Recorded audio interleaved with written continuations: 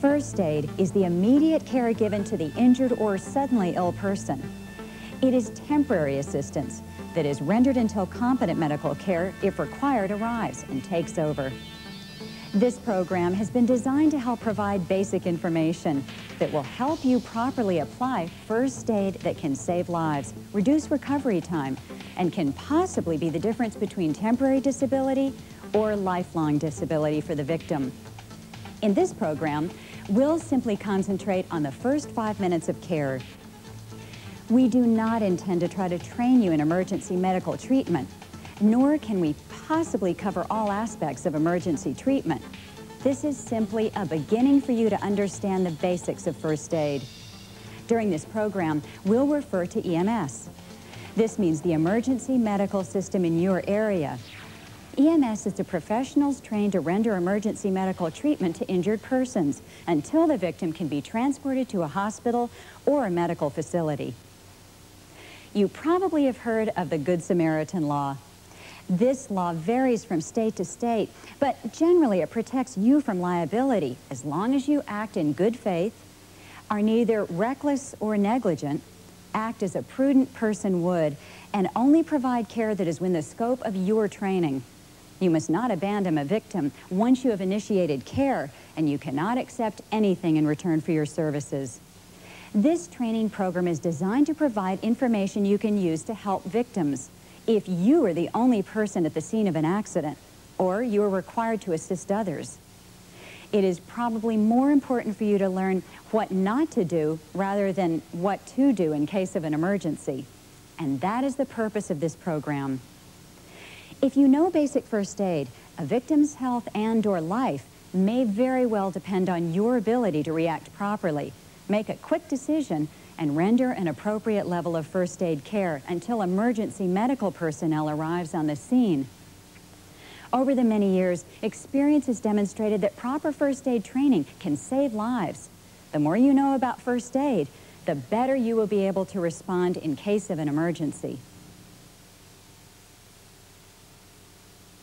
Remember these 3 words: assess, alert, and attend.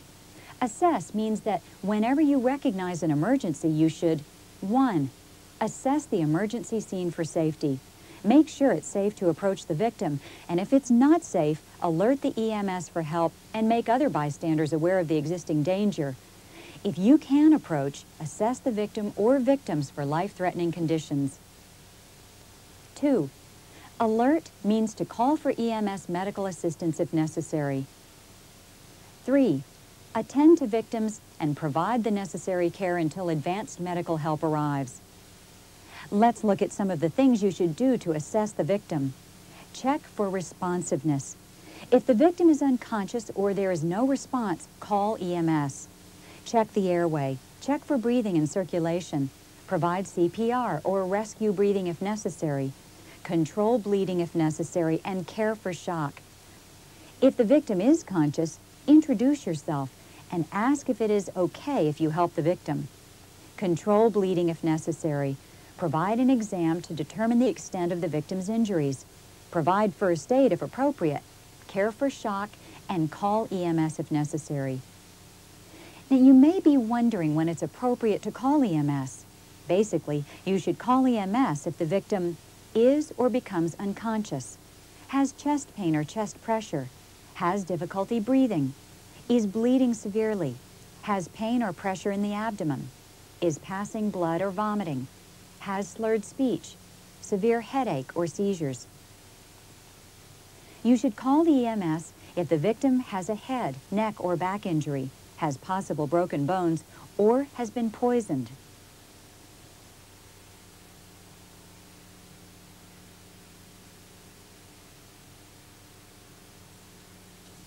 Remember that life safety is important, and that means your life as well. There are some precautions you must take before rendering first aid. We call these precautions universal precautions. These are measures you must take to prevent infection from other people's blood, body fluids, or blood byproducts. All humans have blood, and if the bleeding victim has a virus, such as the virus that causes AIDS or the hepatitis B virus or other blood-borne pathogens, This virus can be transmitted to others who come in contact with that person's blood or other body fluids.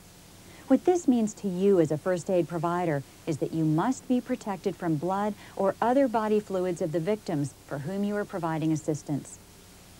To reduce the risk of infection, you should always place a barrier between you and someone else's body fluids. This means wearing latex gloves on your hands, eyewear to protect your eyes from getting blood or body fluids into the eyes. Make sure you have protective covering over all cuts, scrapes, hangnails, rashes, and other openings in the skin. Try to minimize the splashing of body fluids and handle any sharp object with extreme caution. If you cut your skin, you could be exposing that opening to an infection. Do not handle food, cigarettes, or cosmetics when around body fluids. Ensure that body fluid spills are cleaned and the area is properly disinfected. Bloody materials should be placed in a biohazard bag or container for proper disposal. Always wash your hands and any exposed area immediately and thoroughly with antibacterial soap and water after you provide care or clean a spill. Okay, we now understand assess, alert, and attend, and you have an understanding of proper precautions to take to prevent becoming infected from another person's blood or body fluids. You also know the importance of thoroughly washing your hands and other exposed areas of your body immediately after providing care or cleaning a spill. More training is necessary relating to blood-borne pathogens, infections, and universal precautions. So take the time to learn as much as you can in order to protect your life, as well as providing emergency first aid assistance to others.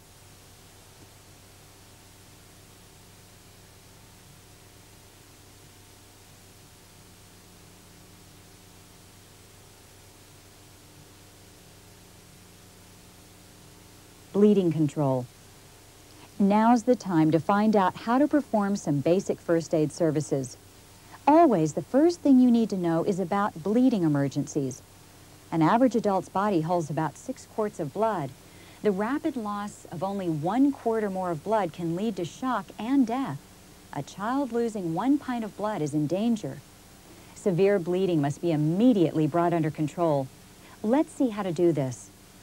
The first step is to learn the 3 types of bleeding: capillary, venous, and arterial bleeding.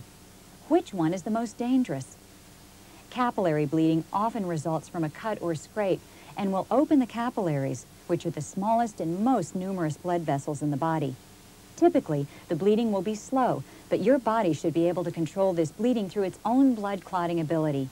Rarely will you have a rapid or uncontrolled loss of blood in this situation.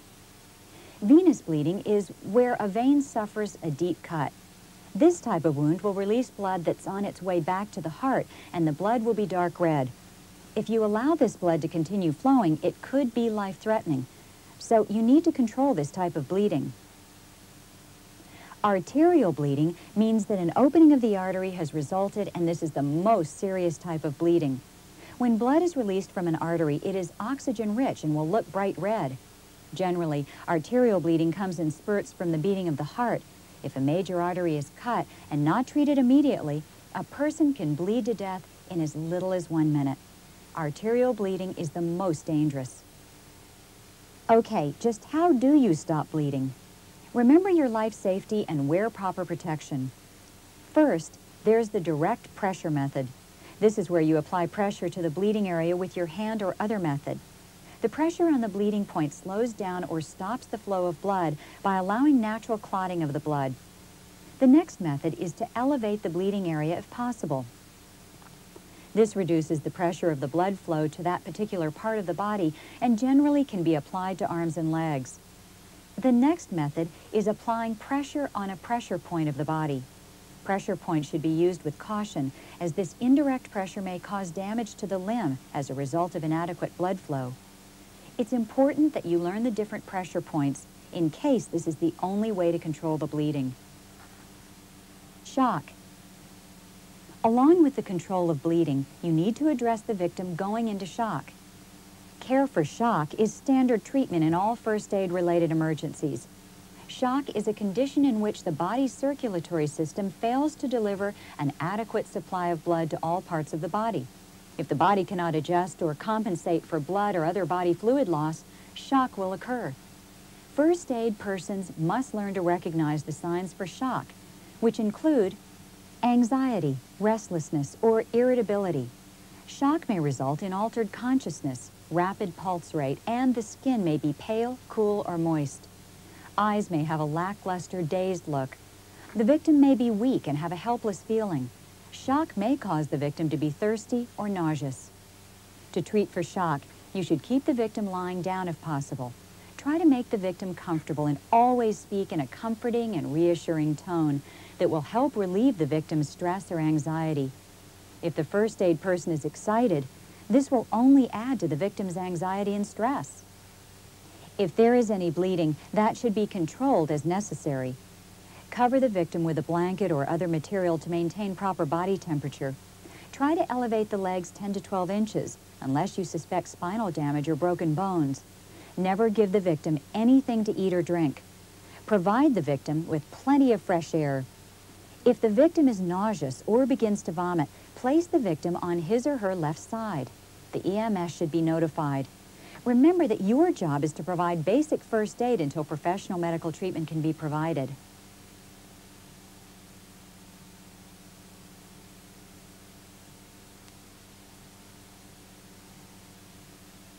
What happens when a person's skin is burned by flame, excessive heat, radiation, or sunburns?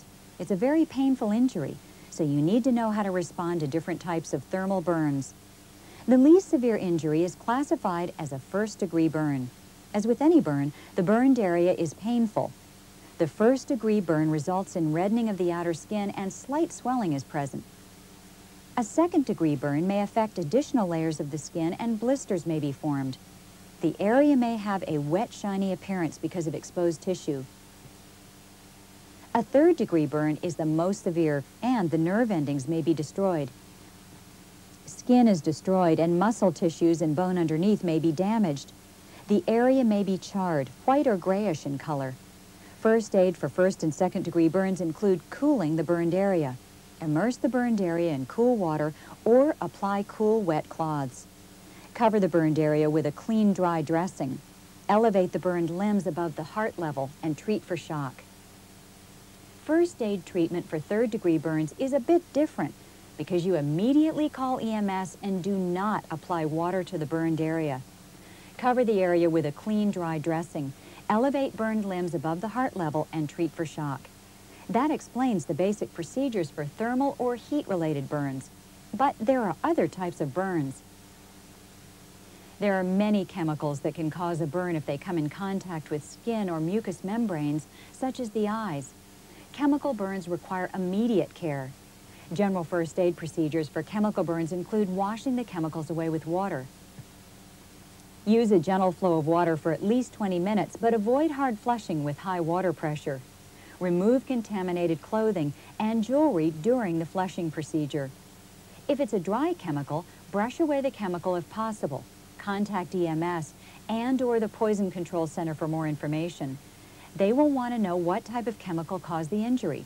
Watch the victim for delayed reactions.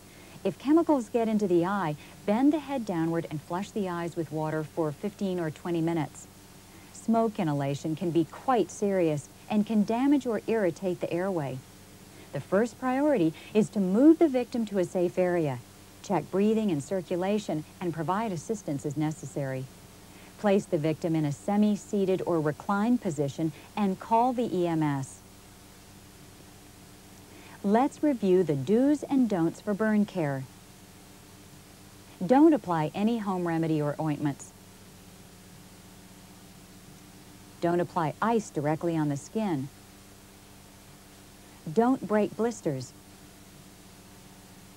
Don't remove pieces of clothing or any other items stuck to the burn. Don't apply a moist dressing to a burn. Don't give the victim anything to eat or drink unless he or she is fully conscious. The things you should do include watch for signals and changes in breathing or consciousness. Keep the victim from getting chilled or overheated. Seek medical attention as necessary. How about an electrical burn?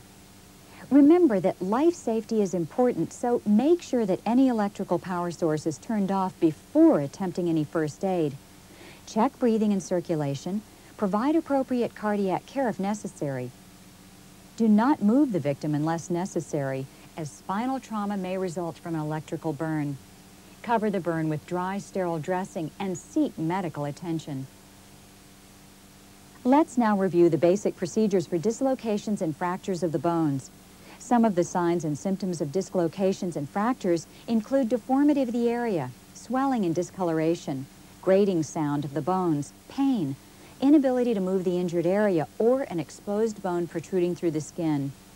We use the word I-ACT to help remember general first aid procedures. I means to immobilize the area by using pillows, jackets, blankets, or other materials to stop the movement by supporting the injured area. Let's take a look at the different types of splints that can be used in first aid to immobilize injured areas. First, there's the arm sling, ankle splint, leg splint, and the finger splint. A means activate the EMS by dialing 911 or another emergency number. C stands for care for shock.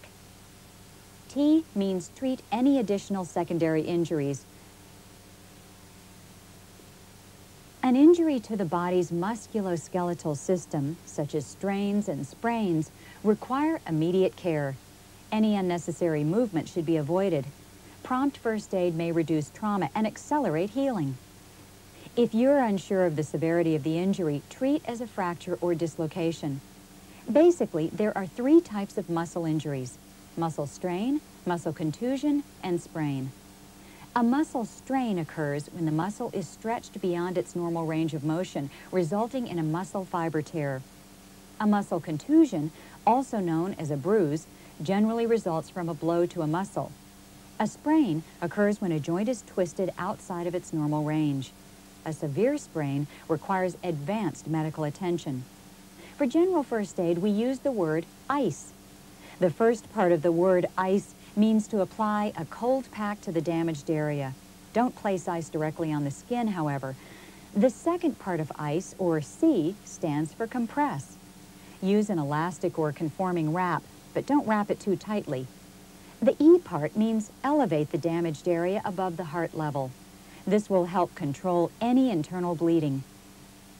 Ice or ice, compress, elevate. Head, neck, and spine. Each year, more than 2 million Americans suffer a head or spine injury. Injuries to the head, neck, or spine can result in disabling conditions for the victim. You must always suspect head or spinal trauma when the victim has been injured as a result of an automobile accident, being thrown from any motorized vehicle, falls, gunshot penetration wound, a severe blow to the head, neck, or back, or a diving accident, or lightning strikes. There are certain signals that suggest a head or spinal injury, and these include a change in consciousness, difficulty breathing, impaired vision, inability to move a body part, headache, vomiting, loss of balance, and tingling or numbness in hands, fingers, feet, or toes. First aid care includes stabilizing the head and neck to stop any type of movement. Maintain an open airway, then activate the EMS. Certainly, take precautions against the possibility of shock. It is extremely important that you never move a victim unless a life-threatening factor is present.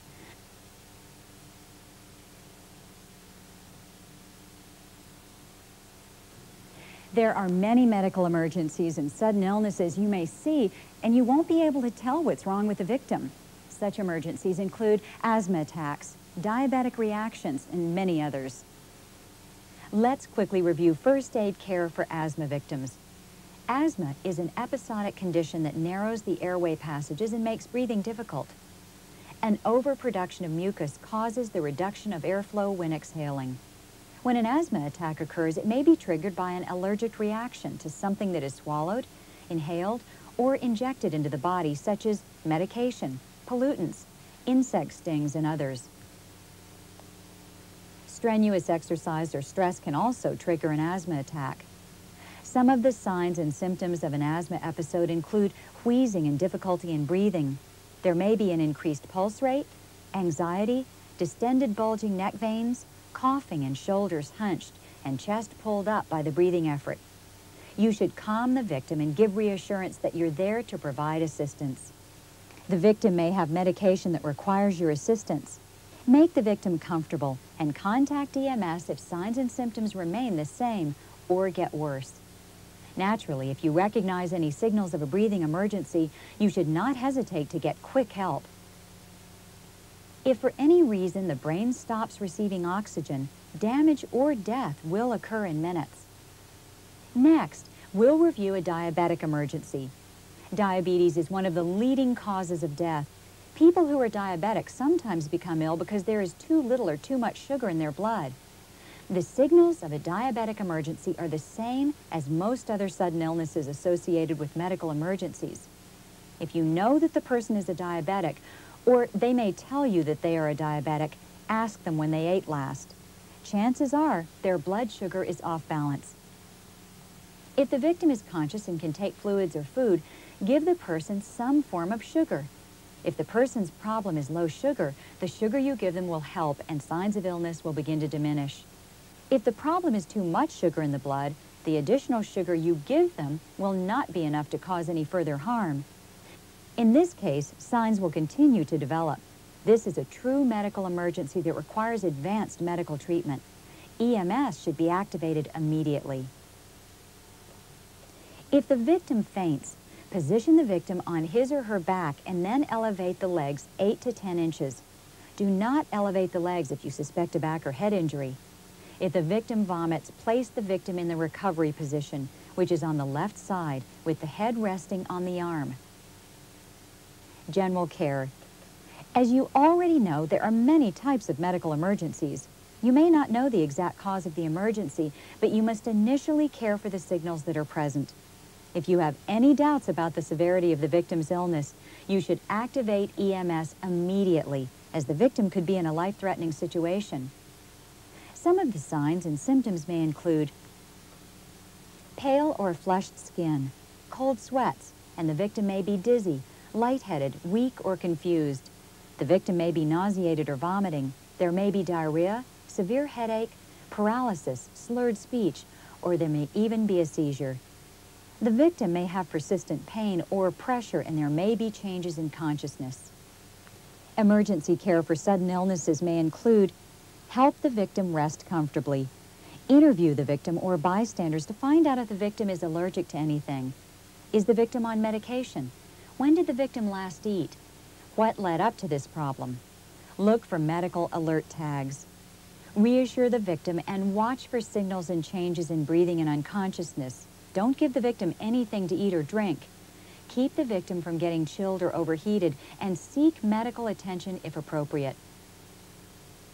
Anaphylactic shock is a severe allergic reaction and is a life-threatening reaction of the body to a substance to which the victim is extremely allergic.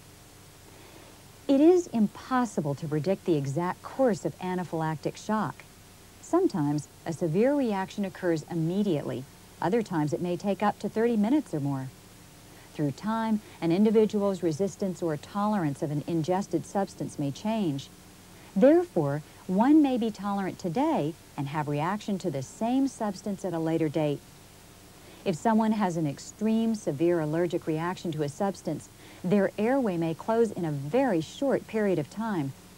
Some of the causes of an allergic reaction include an insect bite or sting, an ingested substance, such as food, spices, nuts, fish, shellfish, or medication such as penicillin. It could be caused by an inhaled substance such as dust, pollen, or chemicals. An injected substance such as penicillin or antitoxins can cause anaphylactic shock. Also, an absorbed substance from skin contact, such as certain chemicals. Some of the signs and symptoms of severe allergic reaction is a rash, skin burning, itching, and hives, a feeling of tightness in the chest and throat, noisy and/or difficulty in breathing, nausea, swelling of the face, neck, lips, and/or tongue. The victim may faint or be in a coma. There may be confusion and dizziness. Severe allergic reaction is a true emergency. If not cared for, a severe allergic reaction can be life-threatening. Call EMS, provide prescribed medication if it's available, and monitor breathing and circulation. And of course, provide necessary life support care until EMS arrives. Again, keep in mind that the airway may close rapidly, so this too must be monitored carefully. Let's continue and discuss stroke victims. A stroke occurs when the blood supply carrying oxygen to the brain is cut off due to a blockage or rupture of a blood vessel. The effects of a stroke on the brain can be temporary or permanent and range from slight to severe. A stroke victim will require prompt medical care. The signs for stroke will be similar to general medical emergency signs and symptoms. A stroke may be preceded by a severe headache and, in general, ill feelings. Care for the victim as you would anyone who has become suddenly ill. This person may be confused or unable to communicate to you. Lie the victim on his or her side. This will help to prevent choking. Do not give the victim anything to eat or drink. Call EMS immediately. Provide reassurance and comfort to the victim. Monitor breathing and circulation until medical help arrives. When providing first aid care, check for responsiveness, and if there is none, call the EMS. Assess for breathing and circulation and provide necessary care. If the victim is breathing and circulation is present, place the victim on his or her side. Make sure the EMS is activated and comfort and reassure the victim. Continue to monitor breathing and circulation until EMS arrives. When a person experiences a seizure, the electrical activity of the brain becomes irregular. This occurrence can be the result of an injury, disease, fever, or infection. Seizures may also be the result of a chronic condition known as epilepsy. Seizures can range from mild blackouts to severe and sudden uncontrolled muscular contractions or convulsions. It may be frightening to witness someone experiencing a seizure, but you must remember that in most cases, it will only last for a few minutes. Most people will recover suffering no residual problems. Infants and young children are at high risk for high temperature-induced seizures. This is a medical emergency, and the child or infant's temperature must be reduced and medical attention is needed. What is the first aid care for seizures? The first step is to clear the area of any objects that can harm the victim. Do not hold or restrain the victim or place anything in the victim's mouth. Cushion the victim's head with a pillow, blanket, or other soft object. Place the victim on his or her side after the seizure activity subsides. This act will help to prevent choking. Activate EMS if you are uncertain about the cause of the seizure. If the seizure lasts more than a few minutes or there are repeated seizures. If the victim is pregnant. The victim does not regain consciousness. The seizure occurs while the victim is in water or if the victim is injured. A poison is a substance, either liquid, gas, or solid, that when absorbed, swallowed, inhaled, or injected into the body can cause tissue damage and organ damage, thereby adversely affecting health and causing possible death. Regardless of the type of poisoning, you must always call the Poison Control Center for specific first aid care. Be prepared to tell what and how much poison was involved. Only under the direction of the Poison Control Center should you provide any specific first aid treatment for the victim. If the victim has inhaled poison, try to remove the victim from the area, if it's safe to do so. If you cannot reach the Poison Control Center, call EMS immediately. Do not attempt to induce vomiting unless told to do so by a medical professional. Some of the signs and symptoms of poisoning include abdominal cramping or pain. There may be nausea and/or vomiting. The victim may have diarrhea. There may be burns, stains, and odor in and around the mouth area. The victim may have drowsiness or may be unconscious. There may be poisoned plants, poison containers or poison gases in the area, so keep in mind that life safety, particularly yours, is of paramount importance. Most household poisonings, particularly small children poisonings, can be prevented by the following procedures. 1. Keep all medicines, cleaning products, automotive care products, and poisonous plants out of the reach or under lock and key. 2. Follow all medicine directions accordingly. Make sure you request child-resistant packaging and properly dispose of any unused medicines. Never refer to medicine as candy. 3. Store all harmful products away from food sources. 4. Keep all poisonous substances in the original packaging. 5. For each child in the house, keep a 1-ounce bottle of syrup of Ipecac in your first aid supplies, but do not administer it unless advised by a medical professional. Let's take a few minutes to review poisonous plants. Yes, there are many poisonous plants out there. Young children may be at risk of ingesting these plants.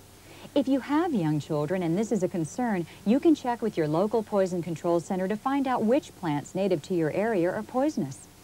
The ingestion or contact with some of these plants may cause symptoms such as skin, eye and mouth irritation, pain, breathing problems, allergic reactions, stomach pain, vomiting, diarrhea, or even death. Most accidental ingestions occur in children under 6 years of age. As with any poison ingestion situation, you should contact the Poison Control Center immediately. Be sure to bring a part of the plant along to the phone for identification purposes. You should place a barrier between you and the plant when handling to avoid the possibility of absorption as a result of skin contact. Certain plants have oils or sap that, if absorbed, can cause extremely bothersome rashes or dermatitis. Examples of such plants are poison ivy and poison oak, vine shrub, wild, often red-stemmed, has 3 leaflets 2 to 4 inches long. Leaves may be conspicuously red in fall or winter. Fruit will contain 1 striped seed. Usually found throughout the United States and southern Canada in pinelands, hedgerows, forest floors, meadows, swampy areas, and in vine form growing on trees or poles.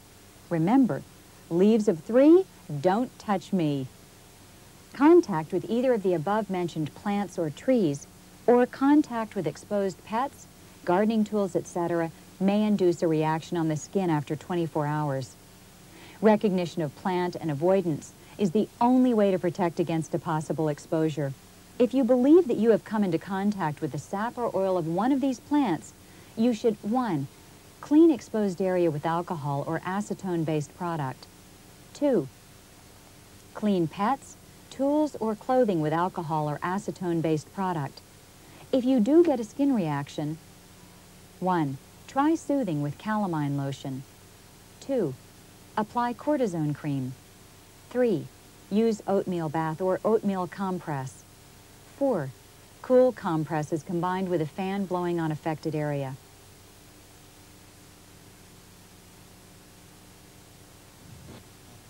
On more than one occasion, people have received painful stings on their mouth. Wasps, hornets, and yellow jackets are attracted to anything that is sweet, and soda cans are a tempting treat for these insects. How about bee stings? What's the first step to take if you're stung by a bee? If it's only one bee sting and you're not in danger of any more bee stings, remove the bee stinger from your skin. This is done by using your fingernail or knife or other sharp object to remove the stinger. Don't try to pull the stinger out with your fingers. Let's explain the reason for not pulling on the stinger. First of all, when a bee stings, the stinger is inserted into the skin and then the bee pulls away, leaving the stinger and a venom pouch. This removal of the stinger from the bee's body kills the bee, but the stinger still has a small pouch of poison on the end of the stinger. If you squeeze this pouch, more of the poison will be injected. If you use a fingernail, knife, business card, or other similar object, you're getting rid of both the stinger and the pouch. Prevention also includes not wearing brightly colored clothing or aftershave lotion on jobs where you may encounter bees. The search for flowers and food by foraging bees is triggered by bright colors and sweet odors. A person can get stung hundreds of times in only a few moments. Bees fly about 15 miles an hour, so if you're fast enough, you might be able to outrun them. Basically, wasps, hornets, and yellow jackets should be treated just like bees. Stay away from them. They are larger than most bees, and they can create a very painful sting. Wasps are enemies of bees and are found near bees because they steal their honey. Wasps live in a variety of places, such as mud-type hives on walls and ceilings or in small hives. The same basic first aid treatment is advised for wasp stings as bee stings, although wasps don't leave their stingers in your skin. Harmful reaction to a wasp sting can take place in persons who are allergic to these types of stings and venom. Let's now take a look at spiders, specifically the black widow and the violin or brown recluse spider. Scorpions fall in this category as well, but we'll concentrate on spiders. But first aid treatment is basically the same for scorpions as for spiders. The case against poisonous spiders has been somewhat overstated in the United States because the chances of dying by a spider bite is about that of being hit by lightning or winning 10 million in the lottery, but it has happened. Spider bites can put you in the hospital, so they're nothing to laugh at or to completely discount. The southern black widow spider is identified by a red hourglass mark on the underside of the spider's belly. All spiders are generally shy and shun light and retreat immediately when disturbed. Only females are dangerous, but not all are aggressive and make no attempt to bite even after provocation. However, because they live close to humans, there can be problems. They can find their way into clothing, shoes, wood piles, automobiles, and even outdoor privies. Before you use a porta potty, be sure to check under the toilet seat for spiders. When a bite does occur, it can be serious in man or animals. Within minutes of the skin being punctured, extreme pain develops around the site of the wound and rapidly builds up to a maximum intensity in about 30 minutes. Both the black widow and brown recluse are very dangerous to young children, the elderly, and the chronically ill. The generally recommended first aid treatment for spider bites is placing ice wrapped in cloth or cold compresses on the bitten area and keeping the victim quiet and watching for signs of shock and treating for shock if necessary. If possible, take the spider to the nearest medical facility or emergency treatment center. By taking the spider with you, a correct identification of the spider and the specific antitoxin that should be used can be determined. Each type of insect sting or bite has different venoms and toxins, so it's important that the type of insect bite or sting be identified. Well, that's a quick look at bees, wasps, and spiders. The most effective prevention is not to get stung or bitten by these insects, but then again, that may not be practical. If you don't panic and use your head and get prompt medical treatment, you'll be okay. Most people believe that all snakes are bad and they will attack human beings if they get the chance. Snakes have the unfortunate reputation of being vicious and aggressive. Actually, most are shy creatures preferring to be left alone. They attack only to protect themselves. Generally, poisonous snakes are rattlesnakes, coral snakes, the cottonmouth water moccasin, and the copperhead. General first aid for snake bites is to call the EMS or Poison Control Center for assistance. Do not attempt to suck the venom out of the victim and keep the affected limb below the heart level. Keep calm and reassure the victim. Tick bites can result in very serious illnesses. Ticks must be removed with tweezers. Wash the affected area with soap and water and apply antiseptic ointment. If you are unable to remove the head of the tick or if a rash persists, obtain medical treatment. Most insect bites and stings can be cared for by washing the site, applying a cold pack, and monitor the victim for allergic reactions and seek medical attention if appropriate. Medical emergency care for marine life stings require immediate attention. Generally, these stings are not life-threatening, but are very painful. The Portuguese man-of-war sting requires soaking the wound in seawater, then vinegar for 30 minutes. Seek medical attention. When stung by a sea nettle, if the victim has nausea, drowsiness, or aching muscles, seek medical attention. A stingray emits venom. Therefore, you should irrigate the wound with warm water immediately to dilute the venom. Then soak the area in hot water to relieve the pain. Seek medical attention to clean the wound and to remove remnants of the stingray's barb. In the event of a catfish wound, you should immerse the wound in hot but not scalding water for 30 minutes. Another emergency can occur in cold weather, and that's called hypothermia. It's a general cooling of the body. Hypothermia can begin mildly, and if uncared for, it will develop into severe hyperthermia, which is life-threatening. The sooner you recognize the signs of hypothermia and provide care, the better the chance is that the condition will not progress. In either case, seek medical attention and never give the victim alcohol or caffeine to drink. Some of the symptoms of mild hypothermia include shivering, slurred speech, stumbling, or staggering. Usually the victim is conscious and can talk. First aid care for mild hypothermia includes removing the victim from the cold environment. Have a source of heat such as warm water, fireplace, and others. Replace any wet clothing with dry clothing. Provide a hat, blankets, coats, and try to insulate the victim from the cold. Seek medical attention. Severe hypothermia signs and symptoms include the body temperature that is below 90 degrees Fahrenheit and shivering has stopped. Muscles have become stiff and rigid. Skin has a bluish appearance, and the skin does not react to pain. Pulse and respiration slow down, and the pupils in the eyes will be dilated. Victims may appear dead. First aid care includes calling EMS and keeping the victim from getting colder. Do not rewarm if the victim can be transported within 12 hours. Be careful when moving the victim. Treat the victim as though they could break. While checking vital signs, make sure you do a thorough pulse check before determining the need for CPR. There is another cold-related emergency, which is called frostbite. Frostbite most often affects the ears, nose, hands, and feet. When a body part is exposed to intensely cold air or liquid, blood flow to that area becomes limited. When this happens, your body is unable to keep these areas warm enough to prevent freezing. Ice crystals will begin to form underneath the skin. In severe cases, gangrene can develop and ultimately result in the loss of the body part. Gangrene is actually tissue death. Frostbitten skin usually has a white and waxy appearance. The affected area may feel frozen on the surface, but do not rub or squeeze the affected tissue.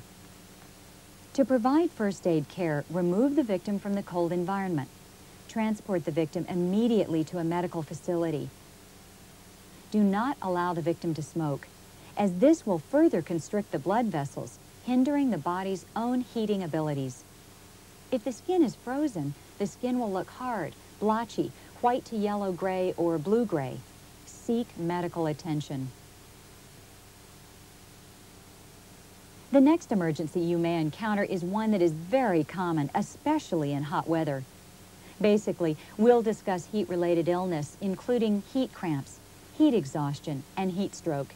Keep in mind that in all heat emergencies, you will first need to cool the victim as much as possible. After the onset of a minor heat illness, if left uncared for, a major heat illness will result. It's important to recognize and to treat the symptoms of heat illness early to prevent a victim from progressing to heat stroke. Heat cramps cause painful muscle cramps. The skin is moist and warm with heavy sweating. First aid care involves moving the victim to a cool place.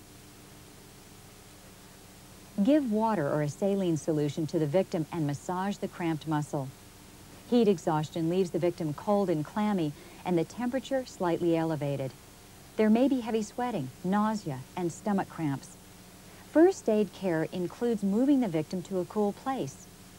Elevate the legs for blood to return to the brain and remove any sweat-soaked clothing. Apply cool packs and give the victim water.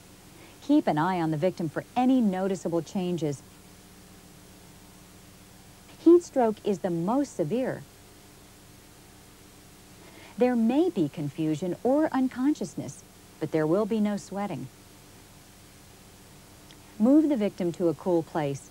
Immediately cool the victim by fanning and applying cool water.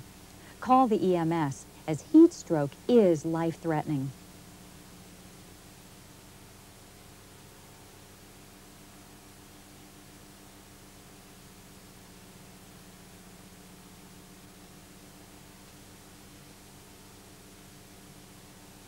Okay, let's quickly review basic first aid care for other types of emergencies. First, abdominal injury. Always suspect internal damage and bleeding with an abdominal injury. Call the EMS and provide care for shock. Never touch protruding organs and do not try to reinsert organs. Always cover the wound with a moist dressing and keep the dressing moist until EMS arrives. For eye injuries, these will require advanced medical care. If the victim has a penetrating object in the eye, protect the eye with padding around the object. Place a paper cup or cone over the object to prevent it from being disturbed. Cover the undamaged eye with a patch in order to stop movement of the injured eye. Seek medical attention. If there is a cut or blow to the eye, patch both eyes and seek medical attention. Chemicals in the eye require flooding the eye with warm water immediately. Roll the eye as much as possible during flushing to assist with washing the eye out. If only one eye is affected, rinse the contaminated eye downward. A minor injury, such as a blister, can be cared for by not breaking the blister. For an unbroken blister, cut a hole in several pieces of gauze and then tape over the blister area. If protocol allows, put an antibiotic cream on any opened blister and cover it. When we discuss chest wounds, we use two terms, open chest wound and closed chest wound. An open chest wound is caused by a penetrating object. Do not remove any impaled object. Bandage around the object and stabilize it from movement. Keep the victim from moving and call EMS immediately. If there is an open wound without an impaled object, cover the wound to prevent outside air from getting into the chest cavity. You can use household plastic wrap, folded several times, to place over the opening. Leave one corner untaped, as this will prevent air from being trapped in the chest. Call EMS immediately. A closed chest wound is caused by a blow to the chest area. Have the victim hold a pillow or similar object against the injured area. Watch for signs of shock, and there may be internal bleeding. Seek medical attention. We don't often associate dental injuries as needing first aid care, but there is care you can provide for dental injuries. The things to remember is that you can only provide a temporary solution. Therefore, the victim should contact his or her dentist immediately if the injury results in extensive pain or damage. For toothaches, rinse the mouth with warm water. Floss any debris that may be causing irritation to surrounding gum tissue. Home remedies may say that aspirin will relieve a toothache, but do not place aspirin on the injured tooth. Dab a little bit of oil of cloves on a cotton ball and pack the cotton against the tooth. Should a tooth be knocked out, the tooth should be placed in a container of whole milk and brought to the dentist. This is only effective if the tooth can be replaced within 30 minutes. If you can't get to the dentist in 30 minutes, rinse the tooth in cool water, then place it back into the socket, then go to the dentist. If a tooth has been broken, this needs immediate attention. Clean the remaining tooth and gum area, then seek dental assistance. One of the more common emergencies is a simple nosebleed. How do you care for this minor injury? Position the victim in a sitting position. Keep the head tilted slightly forward. Pinch both nostrils for approximately 5 minutes. If bleeding does not stop, continue to pinch the nostrils and seek medical attention. Remember, you may be the first part of the emergency response that is required to save someone's life. You may provide the first aid care that creates the difference between a lifelong disability or a temporary disability for the victim. As a first aid provider, you must learn to recognize the signs and symptoms for injuries and sudden illnesses. Quick recognition of an emergency combined with rapid EMS activation and appropriate first aid care will help to ensure the well-being of anyone who may need your assistance. Thank you.